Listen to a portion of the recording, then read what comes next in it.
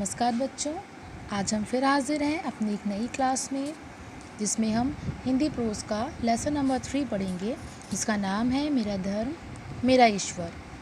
ये निबंध महात्मा गांधी जी ने लिखा है।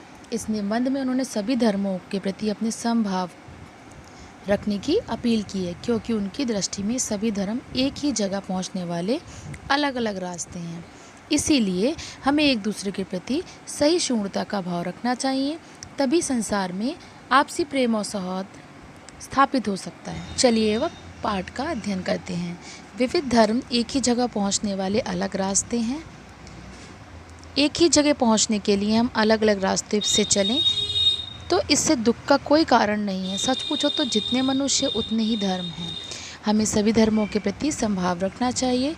इससे अपने धर्म के आती हो ऐसी बात नहीं, बल्कि अपने धर्म पर जो प्रेम है उसकी अंधता मिट जाती है।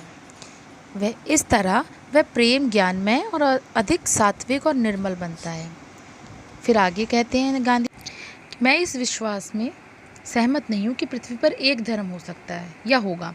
इसीलिए मैं विविध धर्मों में पाए जाने वाले तत्व खोजने की और इस बात को पैदा करने की कि विविध धर्मावलंबियों एक दूसरे के प्रति सहिष्णुता का भाव रखें कोशिश कर रहा हूँ। मेरी सम्मति है कि संसार के धर्म ग्रंथों को सहानुभूतिपूर्वक पढ़ना प्रत्येक सभ्य पुरुष और स्त्री का कर्तव्य है। प्रत्येक सभ्य पुरुष और स्त्री अगर हमें अपने दूसरे धर्मों का वैसा आदर करें जैसा हम अपने धर्म का करवाना चाहते हैं, तो संसार के सभी धर्मों का आदरपूर्ण अध्ययन करना हमारा पवित्र कर्तव्य हो जाता है। दूसरे धर्मों के आदरपूर्ण अध्ययन से हिंदू धर्म ग्रंथों के प्रति मेरी श्रद्धा कम नहीं है। सच तो यह है कि हिंदू शास्त्रों की मेरी समझ और गहरी छाप पड़ गई है। उसके बाद गांधी जी ने लिखा है कि सत्य के अनेक रूप होते हैं। इस सिद्धांत को मैं बहुत पसंद करता हूँ। इसी सिद्धांत ने मुझे एक मुसलमान को उसके अपने दृष्टिकोण से और ईसाई को उसके स्वयं के दृष्टिकोण से समझना सिखाया। जिन 7 अंधों ने हाथी का अलग अलग व 7 तरह से वर्णन किया, वे सब अपनी अपनी दृष्टि से ठीक थे, लेकिन एक दूसरे की दृष्टि से वे सब गलत थे। और जब आदमी हाथी को जानता है तो उसकी दृष्टि से सही भी थे और गलत भी थे। जब तक अलग अलग धर्म मौजूद हैं, तब तक प्रत्येक धर्म को किसी विशेष बाह्य चिन्ह की आवश्यकता हो सकती है, लेकिन जब बाह्य चिन्ह केवल आडंबर बन जाते हैं अथवा अपने धर्म को दूसरे धर्मों से अलग बताने के काम आते हैं, तब ये त्याज्य हो जाते हैं। त्याज्य माने क्या होता है? त्याज्य माने होता है त्याग करने योग्य।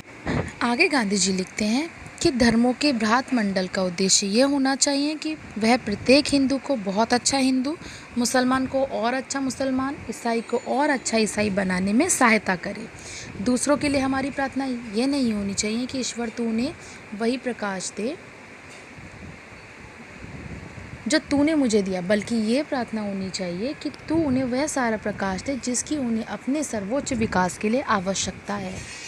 एक ऐसी रहस्यमय शक्ति है इस संसार में जो सब जगह व्याप्त है। मैं उसे अनुभव करता हूँ, यद्यपि देखता नहीं हूँ, अदृश्य है, वो अनुभव करता हूँ, परंतु उसका कोई प्रमाण नहीं दिया जा सकता, क्योंकि जिन वस्तुओं का मुझे बाहर अपनी इंद्रियों द्वारा ज्ञान होता है वह उसे सबसे बहुत भिन्न है। उसके बाद गांधी जी ने लिखा है कि मैं यह ज़रूर अनुभव करता हूँ कि जब मेरे चारों ओर हर चीज़ हमेशा बदलती है, नष्ट होती रहती है, तब इन परिवर्तनों के पीछे कोई चेतन शक्ति ऐसी ज़रूर है जो बदलती नहीं है। मतलब वो शक्ति नहीं बदलती है, लेकिन ये क्या है, हमारे आसपास की चीज़ें बदलती रहती हैं। और जो शक्ति बदलती नहीं है वो सबका सृजन करती है, संहार करती है और नया सृजन करती है। ये जीवनदायी शक्ति सत्ता ईश्वर ही है, जो कि केवल इंद्रियों द्वारा दिखाई देने वाली कोई भी चीज़ ना तो स्थायी है ना हो सकती है। एकमात्र ईश्वर का ही अंतिम अस्तित्व है। यह शक्ति कल्याणकारी है या कल्याणकारी। मैं देखता हूँ कि सर्वार्थ कल्याणकारी है, क्योंकि मुझे दिखाई देता है कि मृत्यु के बीच जीवन कायम रहता है, असत्य के बीच सत्य टिका है, अहंकार के बीच प्रकाश स्थिर है, और मुझे पता चलता है कि ईश्वर जीवन है, सत्य है और प्रकाश है। वही प्रेम है, वही परम मंगल है। इस तरीके से स्टूडेंट्स हमारी ये जो कहानी और ये जो लेख निबंध लिखा है महात्मा गांधी जी ने, वह पूरा होता है। आई होप आपकी समझ में आया होगा। इसको बार बार आप देखकर और अच्छे से समझ सकते हैं।